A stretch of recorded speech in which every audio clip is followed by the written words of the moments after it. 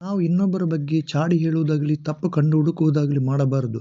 ಅರಣ್ಯಕಾಂಡ 12ನೇ ಅಧ್ಯಾಯ ಓದುವಾಗ, ಮಿರಿಯಾಮಳು ಆರೋನನು ಮೋಶೆಗೆ ವಿರೋಧವಾಗಿ ಮಾತನಾಡಿದ್ದರಿಂದ ದೇವರಿಂದ ಮಿರಿಯಾಮಳಿಗೆ ತೊನ್ನು ಬರುವಂತಾಯಿತು. ಚಾಡಿ ಹೇಳುವುದು ಸೈತಾನನ ಸ್ವಭಾವವಾಗಿದೆ.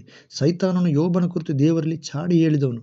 ಯೋಬ 1ನೇ ಅಧ್ಯಾಯ 9ರಿಂದ 11ರವರೆಗೆ ಓದುವಾಗ ನಾವು ನೋಡಬಹುದು. ಇಲ್ಲಿ ಮುಖ್ಯವಾಗಿ ಯೇಸುವನ್ನು ನಂಬಿದವರು, ದೇವರ ಮಕ್ಕಳೆಂದು ಕರೆಯಲ್ಪಟ್ಟವರು ಇನ್ನೊಬ್ಬರ ಬಗ್ಗೆ ಚಾಡಿ ಹೇಳುವುದನ್ನು ಮಾಡಲೇಬಾರದು.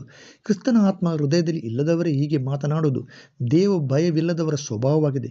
ಇಂಥವರಿಗೆ ಇತರರ ಮೇಲೆ ಕನಿಕರವಿರುವುದಿಲ್ಲ, ಉಪಕಾರ ಮಾಡುವ ಸ್ವಭಾವವಿರುವುದಿಲ್ಲ, ಇನ್ನೊಬ್ಬರ ಕಷ್ಟಗಳಿಗೆ ಸ್ಪಂದಿಸುವ ಗುಣವಿರುವುದಿಲ್ಲ. ಯೇಸುವಿನ ಸ್ವಭಾವವನ್ನು ಬಯಸದವರೇ ಈ ಸ್ವಭಾವದಲ್ಲಿ ಗುಲಾಮರಾಗಿರ್ತಾರೆ.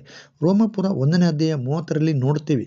ದೇವರ ಗುಡಾರದಲ್ಲಿ ವಾಸಿಸತಕ್ಕವನು ಚಾಡಿ ಹೇಳದವನಾಗಿರಬೇಕೆಂದು ಕೀರ್ತನೆ 15ನೇ ಅಧ್ಯಾಯ 1ರಿಂದ 3ರವರೆಗೆ ಓದುವಾಗ ನಾವು ನೋಡುತ್ತೇವೆ. ಪ್ರಿಯರೇ, ಈ ಲೋಕದಲ್ಲಿ ನೀತಿವಂತರು ಯಾರೂ ಇಲ್ಲ.